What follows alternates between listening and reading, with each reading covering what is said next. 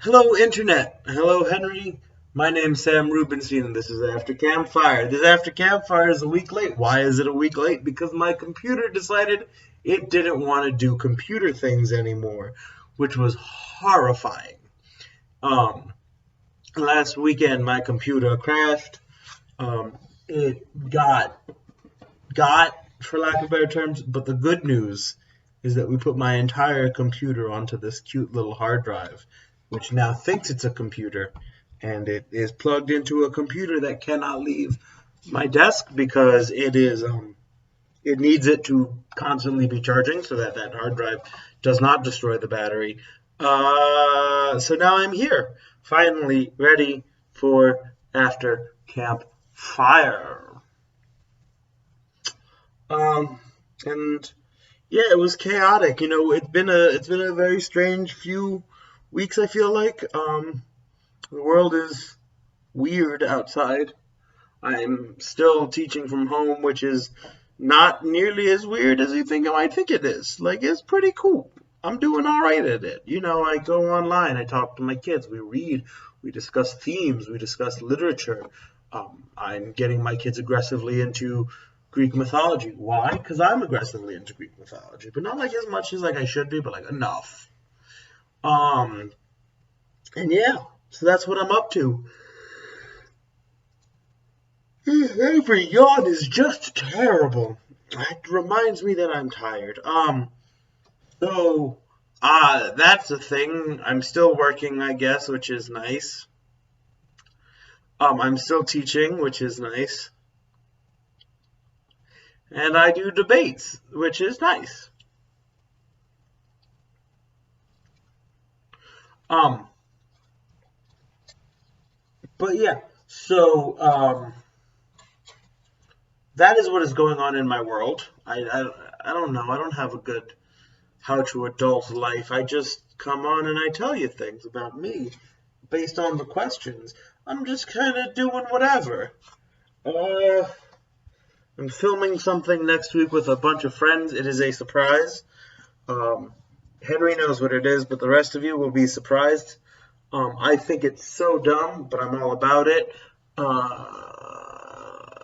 There's a bunch of camp stuff that I'm working on right now for the summer and for like now, which is weird because it's only October and I'm already like doing camp things. And that's it. That's my life. There's nothing exciting going on. Um, hmm, that's that. So let's get to questions and answers and stuff. So the first question was my own question, and I asked Henry a three-part question that comes in like threes. And it's really one question broken into three chunks. So Henry and I have this super fun habit of comparing ourselves to like characters, and comparing our friend group to characters. And we do this all the time.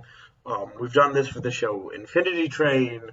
We've done this for pretty much every anime that we have both watched in some capacity. We have done this for movies. We do this for different mangas. And so I figured, let's hit those like top three. Top three comic, top three movie, top three anime. And if I was being smart, I probably could have just gone top cartoon character as well on there, but like I didn't. Um, like, but it's just one of those funny questions because Henry and I never have the same answer. Henry is very, like he says, generic hero in a lot of things, and I am very not generic hero. Genetic hero. I am the genetic hero. Superman of the deep. Wonders of the world. The neurodivergent brain. The generic hero. And so that happens. And so let's just go. The reason I brought this up was just for me to talk about Lore Olympus. Lore Olympus is an online web cartoon that I read Comes out every Sunday, and I very much love it because it talks about the story of Hades and Persephone, but from a new modern twist. And I love every part of it, and it's amazing, and it's really well written, and it's really beautiful. It's done in watercolors. Watercolors, beautiful. I love it very much, and I love the art style. And so this is just an excuse for me to talk about it. When I was like not able to move that much, I seriously just went through and read the entire series up to date in like 3 days. And so for me, it's just one of those things where like, this is just an excuse for me to give this answer. I think in terms of comic characters, I relate very strongly to Hades, which is wild because I never get to be the main character, but Hades is like wonderful.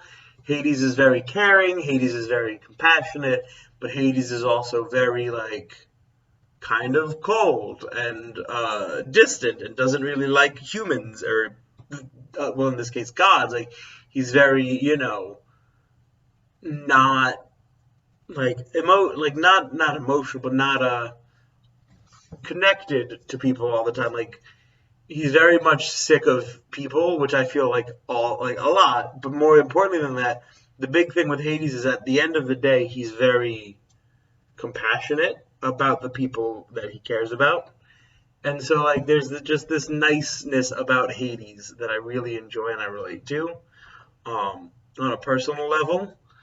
I think one of the funniest examples is there's a moment with Hades and Persephone, and Hades is like, I'm big and evil and scary and this and that, and she pokes him and he's just like, ooh. And like, this is very funny. He's like, I don't like to be touched. He's like, and she just kept kind of bothering him. I was like, I relate to that. It's funny. So that's answer one. Answer two, anime character. Which anime? I found this one to be the hardest because I relate a lot more to the villains usually in anime. I'm always the opposite of the main protagonist. But like I wouldn't say it's like, oh, he's evil. It's just kind of cold. Don't always like people. But thankfully, recently, an anime came with a character that I relate to very strongly, and it's a manga that I relate to. And the more that I watch the character, the more I'm like, yep, it me, which is Eraserhead, Azawa Sensei. I love him. He understands what it's like to just want to be left alone. And, like, I relate really strongly to that. So, that's my answer. It's my life as a teacher, always. And then, the last one. I'm going to yawn again. I'm going to yawn again. I wasn't yawning at all, and then you put me on camera, and now I'm like... Last one was movie character. And this one was tough. Like, I had trouble with movie character a lot, and I'm still having trouble, like, am I this? Would I be this? And I think... Give me a second to think about this. I got it. So if you haven't seen the movie Onward, it's a Disney film. I really like it. It's adorable. But it's about two brothers. And I watched this movie with my mom. And my mom and I had like some moments watching this movie where we were just like looked at each other like, oh no, it's me and my brother. But the fun thing that was different was the older brother was the one I related to more. And the younger brother was the one that, like, we both agreed was Max. And it was really funny because I was just like... But the character that I'm talking about is Barley Lightfoot. Barley is the older of the two siblings. He likes games, and he talks about, fairy tales and, like, ridiculous... He's kind of all over the place. He's weird. He's a weird kid. He's a weird adult, and like there was one moment where he takes his little brother on this huge crazy quest, and his little brother's terrified. He's scared the entire way, and their mom ends up finding out now she's terrified and trying to get a way to figure this out. And there's a literal quote where both my mom and I had to pause and stop laughing, which was when she goes, "I need help! I need help! I have two sons. Have you seen them? What do they look like?" "Well, one's small and confused, and he's afraid of everything, and the other one, he's not afraid of anything at all." And my mom paused because my mom looked at me and she just goes, "You're the one that's not afraid of anything, and it's so terrifying because you're just going to put yourself through whatever kind of jeopardy to figure out what you want to do." And that's horrifying. And I was like, yeah, that me. So that's my answers. I would say Barley Lightfoot,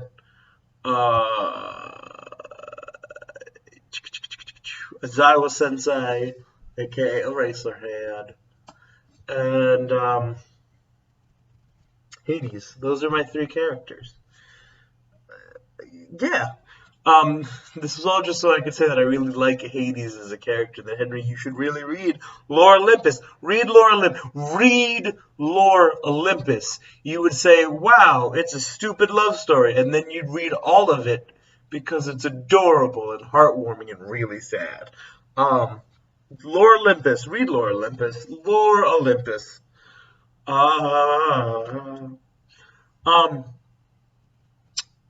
So, with that in mind,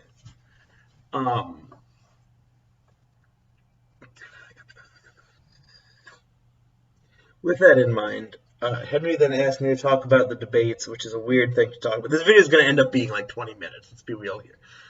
This video is going to be 20 minutes. So when Henry made his video, the first presidential debate happened. Since then, the vice presidential debate happened, and then the third presidential debate got canceled because Trump didn't want to, have a digital debate because he had COVID, and Biden's campaign has COVID, and people are stupid.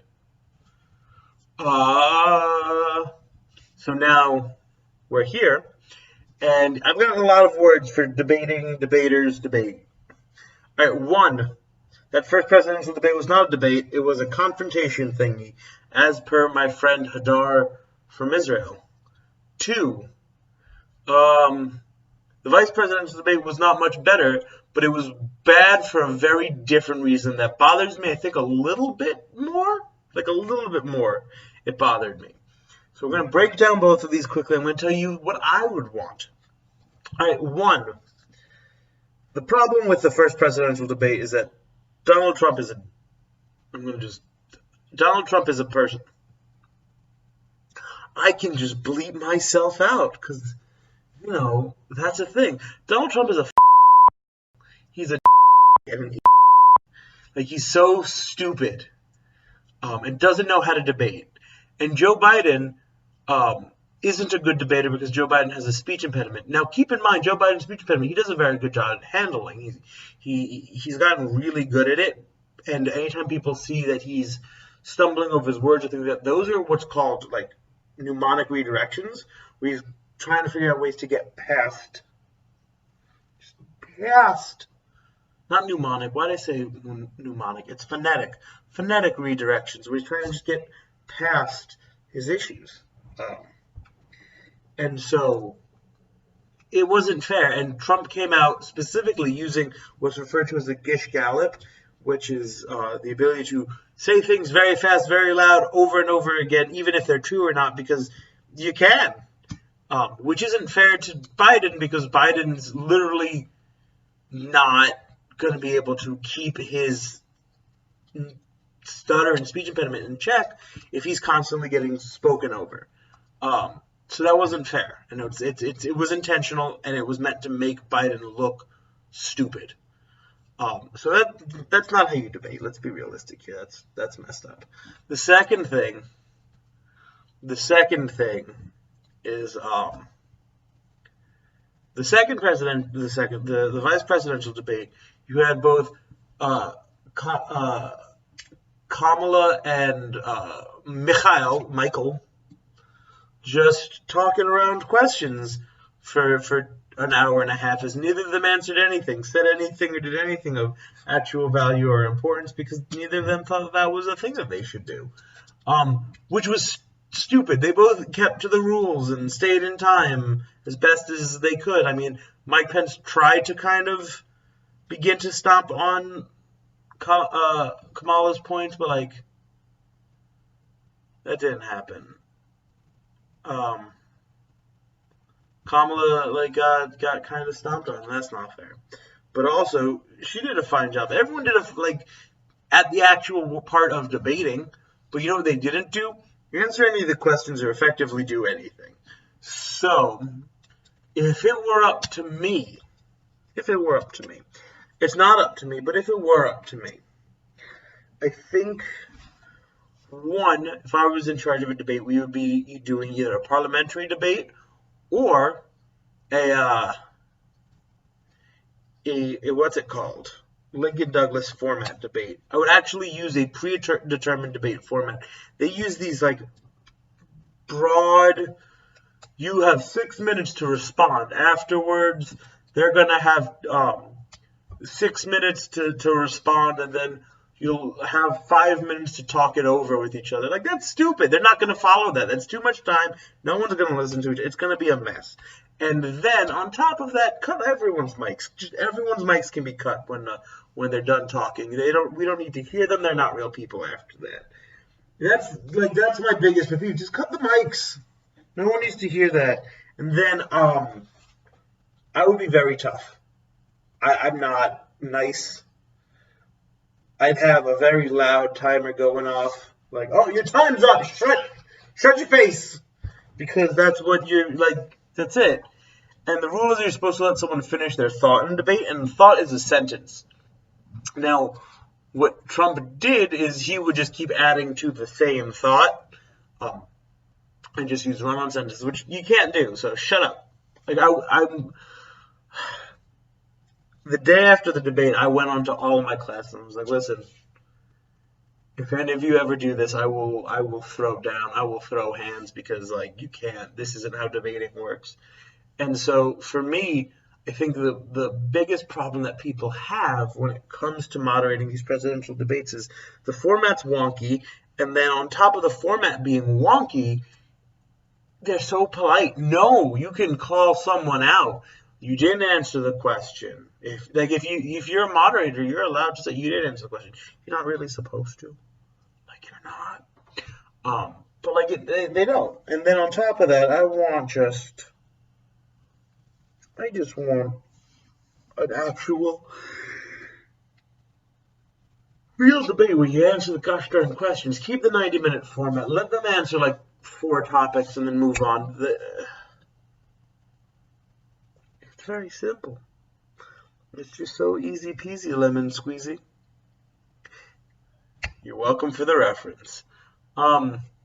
Henry, if you were a god,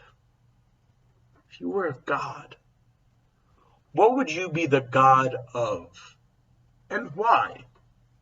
If you were a god, what would you be god of and why? Let me know. This was a 20-minute after Campfire. That's it. All right. I lied. It's probably not going to be 20 minutes once I'm done with editing. But still, it was a very long after Campfire. My name's Sam Ruperstein. Okay. All right. We love you. Bye-bye.